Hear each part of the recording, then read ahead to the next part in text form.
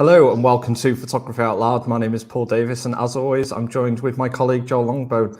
Oh no, I was supposed to do a new intro, wasn't I? Your daughter's going to tell you you're cringe now. Oh no, that's it. Damn. I didn't know what I was going to say. Oh, I'll do it next week. It's fine. So I'll remember for next week. So Will you really? Yeah. Well, I'll try. Anyway, I'll try. So how you been, Joel? You been all right? Yeah, good.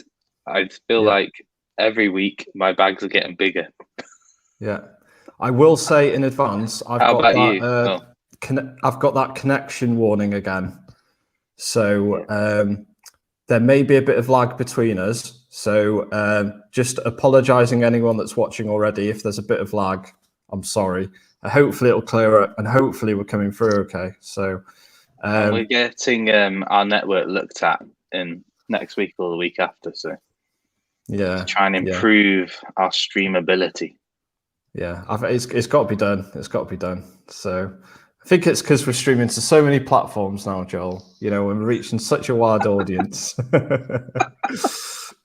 Yeah, that's what it'll be. Yeah, definitely. Sorry, I rudely. Oh, right. It's been all right. You know, it's been really good. You know what's a nice little moment this week. So I don't know whether some of the viewers are aware, but we do like a sale on commission sort of thing here, don't we? Which has been really nice. So, and customer will stay anonymous because I haven't asked permission. But no, what was really nice is that obviously we do sale on commission here. But we got in contact with a Z customer that was having sale on commission and has donated to charity. So everything that was sold. So which I thought was a wonderful thing. So and it's nice very that kind. You know, yeah, very very kind. So and it wasn't £2.50 either, was it? No, it's a substantial amount of money. So so big thank you to Z customer. It is most appreciated. So, and obviously all the, I believe the proceeds are going to Cancer Research UK. So it was a nice little moment I thought this week. Something that sort of stuck in my brain after I had a conversation with that customer. So which was lovely. So yes. So this week we're going to be looking at the TIPA Awards that happened last week. TIPA. So there was Oh, does it have another meaning? I knew that was going to send you off. No. I just wanted to cause you a reason to slip up. Yeah, thanks. Because I'm kind like that. Yeah, you are indeed. You are indeed. Is it the trial? Could you spell? Industry?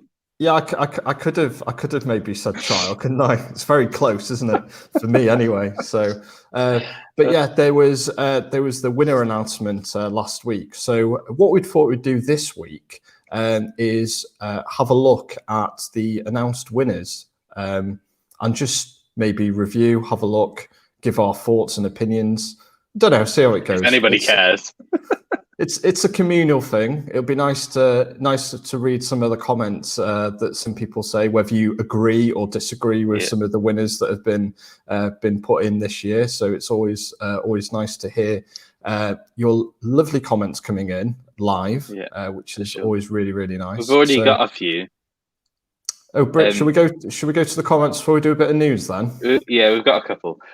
David Yeoman says, "Good afternoon. Waiting to see Joel collect most Peak Design Bags owned award." I don't know what you mean. I only own 10. If anyone's going to win that TIPA award, it would definitely be our Joel here. Yeah. And Tina says, "Hello, gents. It was lovely to get to the shop on Monday. It was lovely to see you. Even better that you bought a camera. And even better that you sent us a shot of what you'd taken with your camera that day. It's always good to see people buying new stuff and getting out and using it. So, yeah, it's great to see you, Tina. Thanks for sending that imagery, Tina. Quickly, in the news, if you use Capture One or Luminar AI, it's now fully coded for the new Apple M1 chips. There's a lot of talk about what Apple are doing at the moment.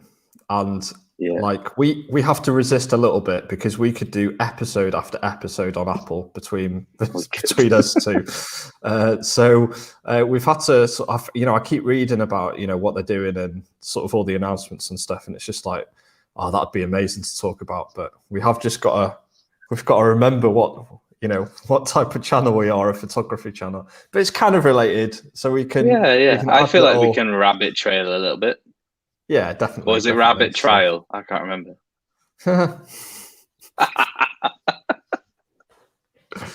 So, and I believe there's been an announcement from Panasonic as well. So there's a product announcement for the new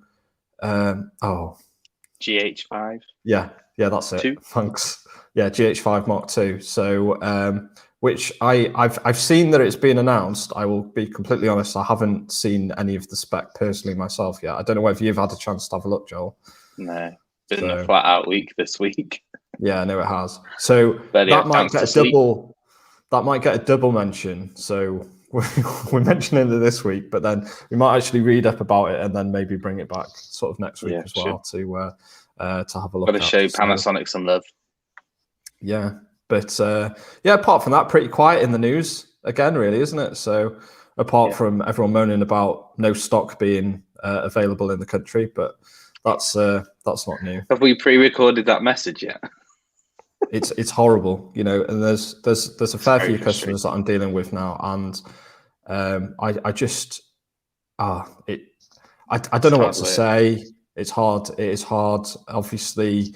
It's very difficult for us. It's even more difficult for like our customers as well, because obviously all that we're trying to do is sell you something where you're actually trying to use it, and not being able to get a hold of the equipment is it's really disheartening. But we are trying our absolute best when it comes to trying to source equipment. So it's not only the manufacturers. Effectively. Yeah. It's not only the manufacturers that we're in contact with; it's all the distributors. So whatever we can get our hands on, we will as much as we possibly can. So yes, but we'll get there, won't we, Joel? Of course. But if it's any consolation, we've started receiving telescopes we ordered in April and May 2020. Yeah, it's absolutely crazy. So yes, it's nice seeing some of the Sarastron and Skywatcher stuff come in. Sure. And actually being able to sell some of that stuff again. So but it's shifting all to the camera stuff now that isn't available. So but there we go. Moan over. Should we have a look at some awards, Joel? Yes, let's. Yeah. Now incidentally, talking about awards, our Amateur Photographer Good Service Award arrived today. Our nice see-through shiny star that's sitting on our countertop now. So, should we say not to give it to me after what happened to the last one? Nothing a bit of araldite or other glue may exist, but yeah. So I think the last time I brought it down to the studio to wave it in the camera's face, took it back up to the shop, gave it a clean, and it broke. Oh well, at least we got this year's version anyway on display, which is nice. But yeah, we'll get the araldite out. Anyway, sorry, I digress. Should we have a look at some awards? See what we think. So yeah, TIPA Awards, if anyone's not aware, it's been going around for a very long time. Arguably, probably one of the most coveted awards in the photographic industry. You see sort of TIPA stickers stuck on boxes. When products get sort of reviewed and announced and things like that. So if you haven't heard about it, it's one of the most popular award that cameras and imaging accessories can actually get as well. So I think we'll probably just have a look at some of the cameras this week, and if we've got time, we can potentially go into lenses and some of the other accessories that have been mentioned as well. So the way that TIPA do it, they segment it down into different sections. So there is like a APS section, full frame, then going up onto the medium format, and they do a sort of entry level advanced, expert, and professional sort of range as well. So I was looking at it, and going back in sort of time and looking through the TIPA website, is because they don't have Micro Four Thirds as like a system, because I think it's potentially. Well, I don't know why. We'd have to maybe get in contact with them and see why they don't do anything. But it's generally with like the APS-C range that they sort of take a look at and decide from there. So unfortunately, we won't be seeing any Olympus or Panasonic in today's lineup, which is a shame. Although Panasonic could have come into the full frame mirrorless. They could have done, actually. Yeah, they could have done. Anyway, so starting off, we'll have a look at the best APS-C entry-level camera, which is the EOS M50 Mark II. I'd love to agree or disagree with this particular one, but again, we haven't had any stock to play with it ourselves yet. So, no. Looking at the spec, obviously it's very much been designed for that entry level, really with that mix between using the photography and videography. I'm taking some of the advancements that we've had in past experience with the M series, but also some of the technology that's been brought down from the R series as well. So, but we have played with M50s in the past, haven't we, Joel? We have. Yeah, it's the form factor is very nice, and knowing that you're getting an APS-C sensor and the familiarity of it being Canon, if you're a Canon user, is good. And they've got a reasonably good lineup of M glass now, haven't they? Lenses and things. So it's quite a good choice if you want a compact APS-C camera, because the lenses are lightweight. So, and I think in terms of this camera and looking at the specs, it's going to be great for those people who want to do vlogging and things like that, because you can stream to YouTube directly, I believe, which is a pretty cool feature. Yeah, so. And kind of been doing a lot of investment into the, like the webcam software as well, and it's like not just an add-on function to the EOS platform now, is like a dedicated section as well, which is really quite nice. I think as an entry level, it sort of ticks those nice boxes, doesn't it, for an entry level, and not terribly expensive. I think it's got the price point, with the lens that I think is shown on here as well, which is the 1545. I believe it comes in at around that 599 price, which is sort of typically, I think, if you're going for interchangeable brand new, is where you'd be looking at. So it's a lovely camera. Going up into once again staying in the APS-C range, but going into the advanced, is the Fujifilm XS10. So, and I personally think a lot of this is down to, we were talking about it a little bit this morning, Joel, about, the older, not the older, but, the way that Fuji naturally sort of display their settings on the camera, and how they've introduced the PASM mode, or PASM, or whatever it's sort of referred to. Spam. And I think spam. Spam dial. Spam dial. And I think a lot of it is, I think is why it's sort of ended up as the winner in this particular range, because it can be picked up by a lot of people then. I was still has that Fuji feel. I was speaking to Rich from Fuji. Hello, Rich, if you're watching. And we were talking about how obviously XT has the shutter dial and the ISO and things like that, which is a great part of that range. It gives you that old school vibe. The design is great, but ultimately the quality of the images is fantastic with the lenses and Fuji's color science. But there are quite a few people who are diehard DSLR fans, or fans of that kind of PASM dial, or whatever you want to call it. So the XS10 fulfills that. So I was speaking to him and asking, he wasn't giving me any clues, but would they make an XS1, which would go up have the build quality of an XT4, have a weather sealing and the body construction and the feature set that an XT4 does, and then maybe produce an XS100, which would go up against the XT200 now, so that you have two streams. You have like the old school vibe with the shutter dial and things like that, and then the kind of new school DSLR vibe, so that people who really want the Fuji color science, which in itself is enough reason to buy a Fuji camera, at least from my point of view, but be able to have the feature set and being able to use it almost like a DSLR. I think that would be a very interesting situation to be in with Fuji. So who knows?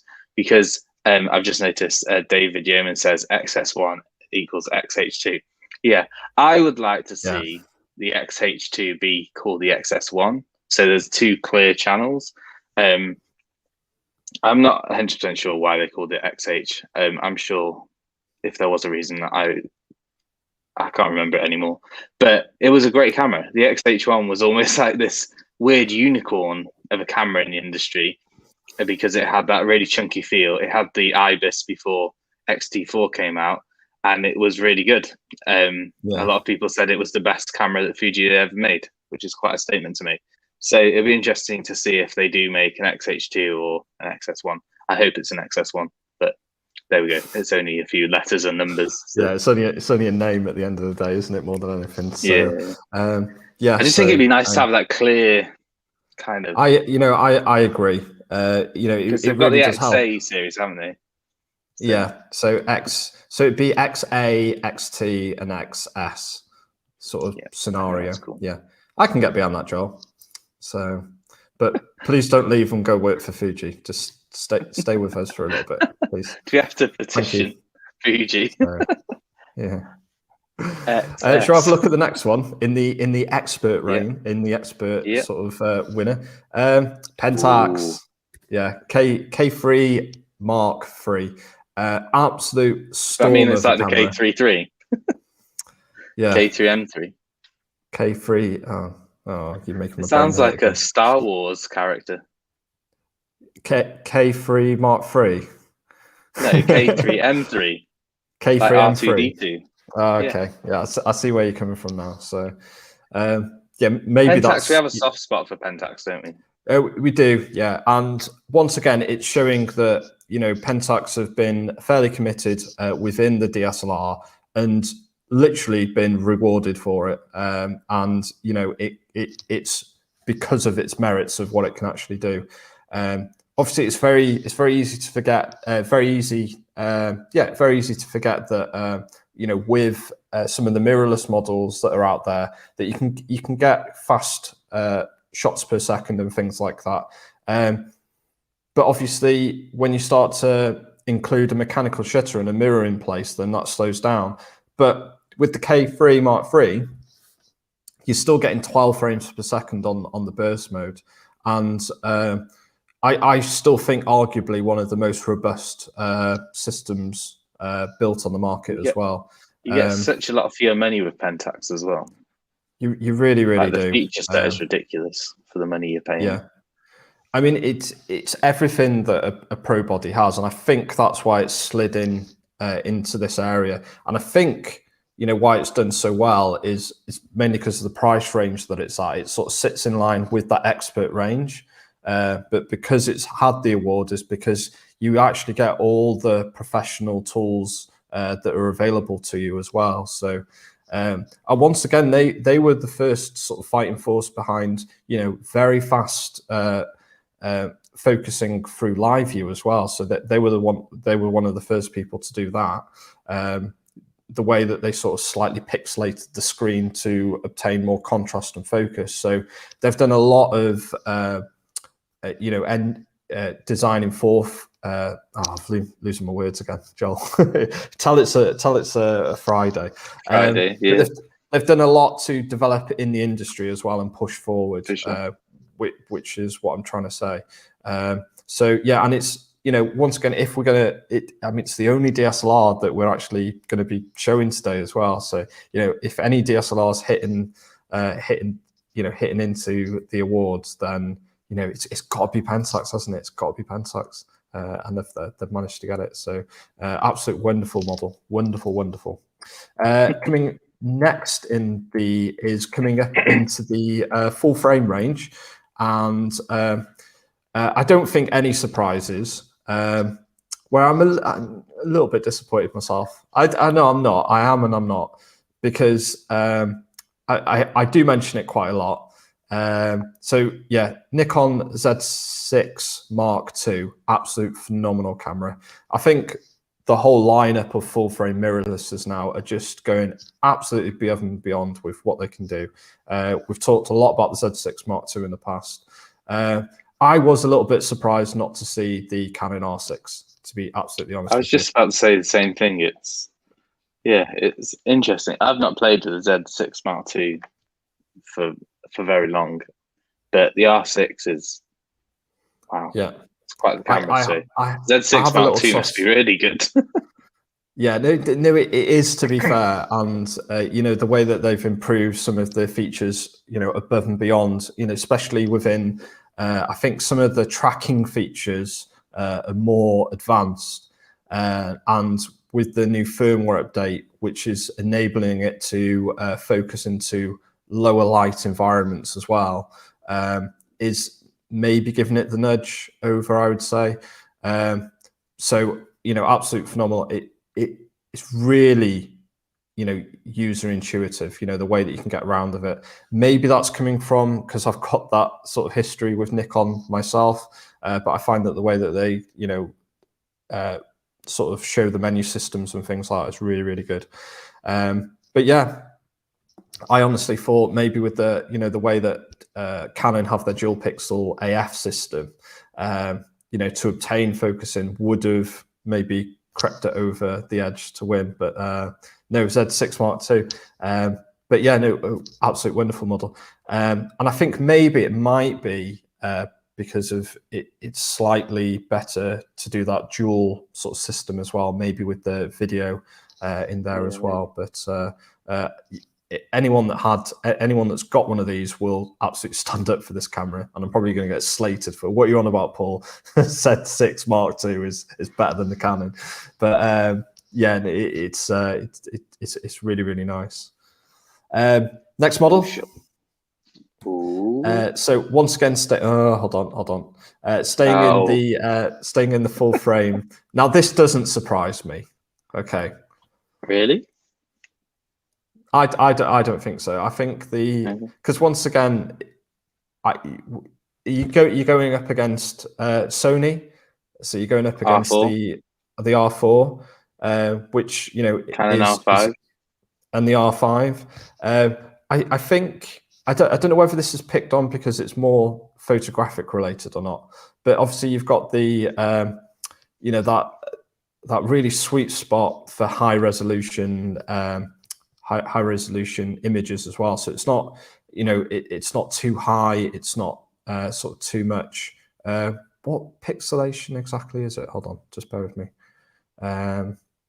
So you've got the 45.7 million pixels to be exact, where I think that is for high resolution stuff is is a really nice sweet spot, and it does have things. Again, so the amazing sort of low light capability that comes with the Z7 Mark II and the low autofocus, low light autofocus that we've seen in the Z6 and Z7 as well, which is absolutely lovely. But yeah, I don't know your thoughts. Were you wanting to see a Sony here? I'm not really first. Because it's a lot of it is subjective rather than objective, I think. But equally, the Z7 Mark II is a fantastic camera. But equally, I think the R5 is an exceptionally good camera. So an A7 R4, maybe it's just too good in terms of the resolution, so that holds it back. I don't know. Or maybe the Z7 Mark II just brings everything together into one package that they thought was better than the rest. So. But yeah, I don't know. It's one of those things that I think it's difficult to buy a bad camera in lots of Oh yeah, ways. And I 100%. think if you were a Sony fan and the A7R4 or even the R3, if you're a Canon fan, the R5, and if you're Nikon Z7 Mark II, I don't think you're going to go, oh, that camera's not as good as the You're other not, are camera. you? Do you know what I mean? No, I think you're really. you'd be really splitting hairs. And I think it would, again, come down to what we've said in the past, that it's whatever feels best in your hand and operates the way that you want it to. And yeah, it's just some people feel like the Sony feels better in their hands. Some will say the Canon R5, and some will say Z7 Mark II. And it's like picking a car between Audi, Mercedes, and BMW. Do you know what I mean? They're all pretty much the same in terms of what they can offer you, and it's just whatever feels more comfortable or you're used to. Because to be fair, if you've got Nikon glass, you could have 5 to 10 grams worth of Nikon glass. Then sticking with a Nikon Z7 Mark II is a no-brainer, isn't it? So Yeah, and I think that's the main driving force, isn't it? I mean, if you're if you're a Nikon user and you've got a couple of lenses that you're able to use across, and again, you're going to be splitting hairs between the quality that you're going to be getting out of something like the Canon and the Nikon. So you'd be better off sticking with the Nikon range, and vice versa for any other system, really. We're at that much of a level now, which you're not going to walk away and be unhappy with any of these modern cameras that are out. So, but top of the tree, Joel, and this doesn't come for me with any surprise, with the new technologies, is the Sony A1. Obviously the advancements in what they've done with the new chipset that's available. So I shouldn't go into too much just detail. call it Sony Alpha Beast Mode. Yeah, beast mode. It really is. But obviously readout speeds are incredibly quick with this. Again, we've had David Yeoman in the past explaining why why sensors like this make so much of a difference in going forward. And this is one of the few cameras that are on the market that are able to do this, but also a ridiculous high resolution as well. So I think it's something crazy, isn't it? Is it 61 megapixels? I can't remember. We've yet to have a play with one. So yeah, exactly. No, 50.1. Sorry. But yeah, you've got the stacked Exmor couple of letters BSI CMOS chipped. It's something like RS. I can't remember what it is. And then again, matching up with their new Bions processor as well, which is in there. So, which enables you to do loads of incredible things like 4K, 8K recordings as well. So, I mean, it's expensive, but it really does do a lot of things for one camera. It's got portraits, sports, wildlife, videography.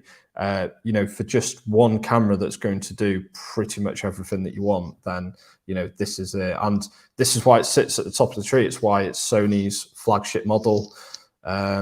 Absolutely, storming camera. Faux show. I can't wait to have a play. See some of the results. Yeah, exactly.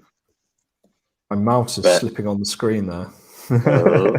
Naughty.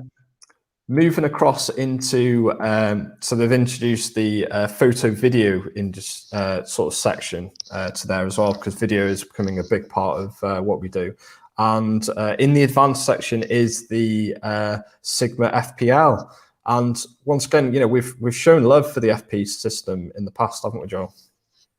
Yeah, I think I've not had a play with it yet, but I know that Aidan, our Sigma rep, is going to bring it next time he comes to see us. So it'll be cool to have a play with. But I think if you're a landscape photographer, it'll be an interesting camera for you to try. But yeah, and the video side, I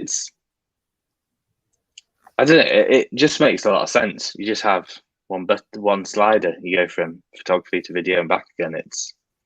It just makes pure sense. and also twinned with the fantastic Sigma glass with the L mount that they share with Leica and Panasonic. I don't think it's gonna. Well, it's obvious it's won an award for a good reason. Do you know what I mean? So I'm intrigued to get to play with it, both for the video side and for the photography side. And I think if Sigma keep working at it as well, then it'll become a serious contender with some of the other full frame sensor cameras in the market. So yeah, and I think once again it's slipped in here as well. Well, it might not even slipped in. It might have been a landslide. Who knows, Joel? But I think. I see what you did there. Landslide for the L. Yeah. That wasn't intentional. I wish it was now. So makes me seem clever. But it's once again you can get that super flat sort of UHD 4K footage coming straight out of the camera, which normally you'd have to buy something very expensive to plug into to actually get that. That with the go on. I love the design philosophy around the FP as well, just in the fact that it was designed to be bolted to other things to make it easier to use for certain tasks, especially for the video side, just to be able to put it in a cage and be able to add bits and pieces like lights and microphones and focus pullers and all that sort of thing. I think it's just a very cool idea and executed really well. Yeah.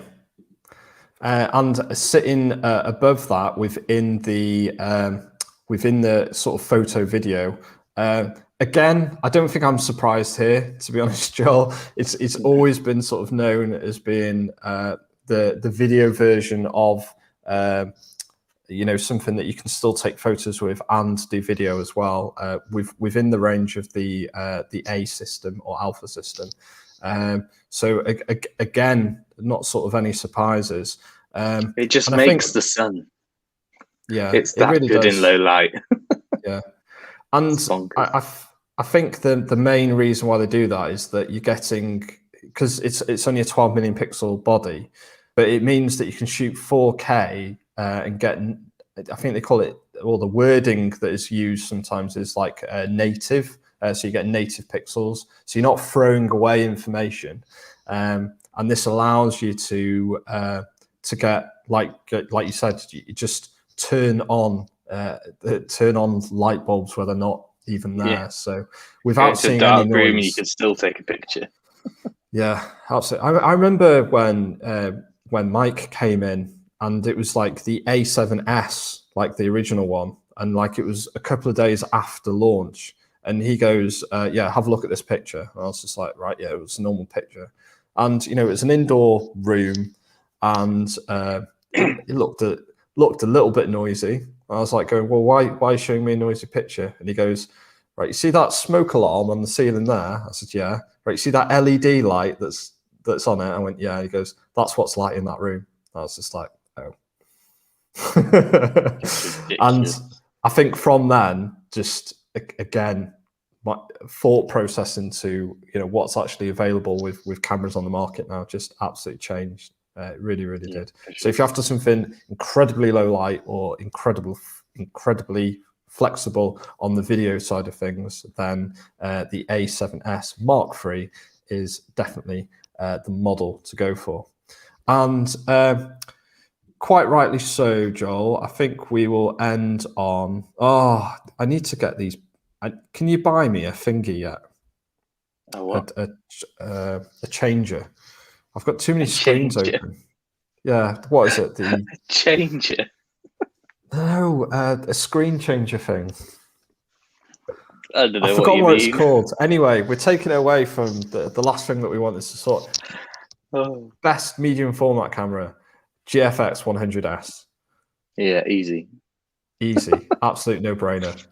Shaped like DSLR, 100 megapixels, super easy to use. It's got that built-in IBIS. It's yeah, it just makes sense. Yeah, it's just ultimate Fujifilm flex, isn't it?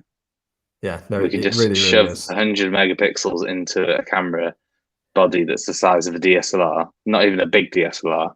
Put IBIS in there as well, and yeah, it's just a great all round package. Yeah. I'm intrigued to see what the sales will be like over the next 12 months of the GFX 100S, and if it pulls anybody out of DSLR and full frame mirrorless into medium format, because arguably you still have to shoot with a different mindset, but it is making it a lot Yeah. easier to get ridiculously high resolution in a package Yeah. that isn't the size of a house. Yeah. Yeah, no, It's a very 100%. cool So, camera. and yeah, just everything that you said there, Joel.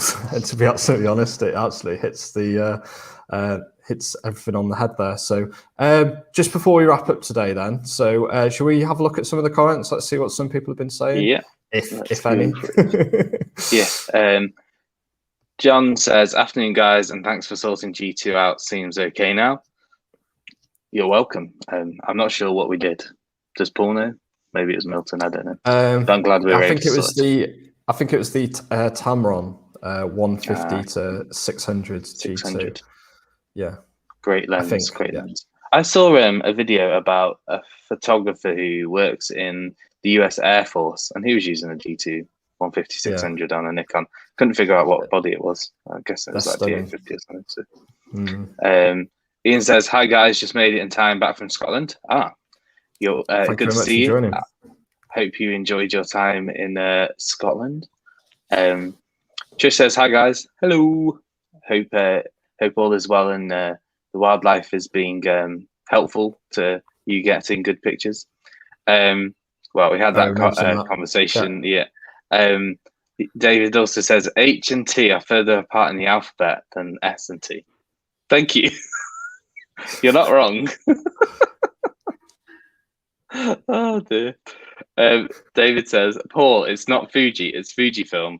And then Sarah probably says, "Andreas will have you doing press ups." I know. Although to be fair, on their old film, it did just say Fuji in really big letters, didn't it? So yeah. And hello to Sarah. There we go. Yeah. Hope you're all right. I know. We'll have to get her on the video when she's better. I know, yeah.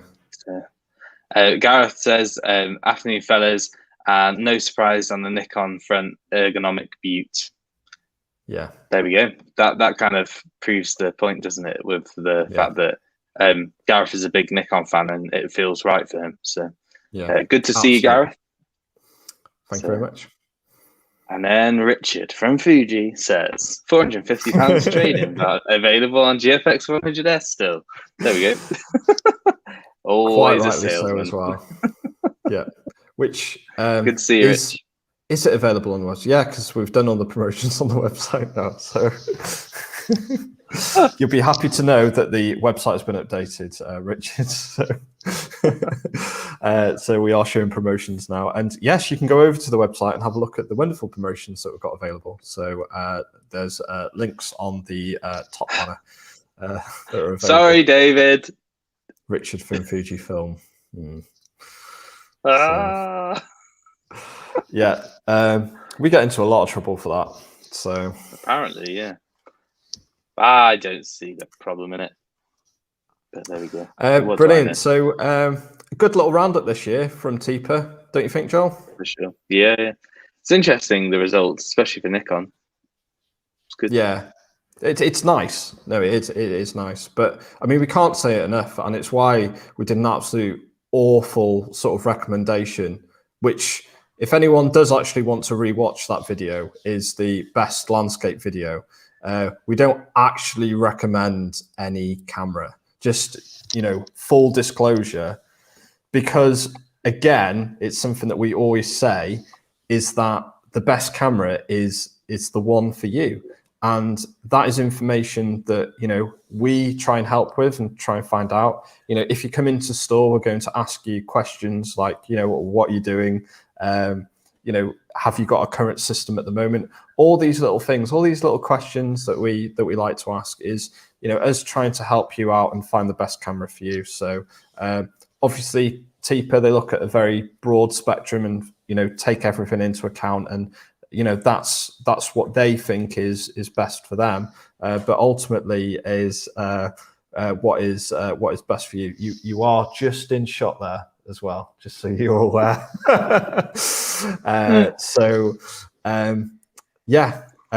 Joel, any final thoughts for this evening before we break up for the bank holiday weekend as well?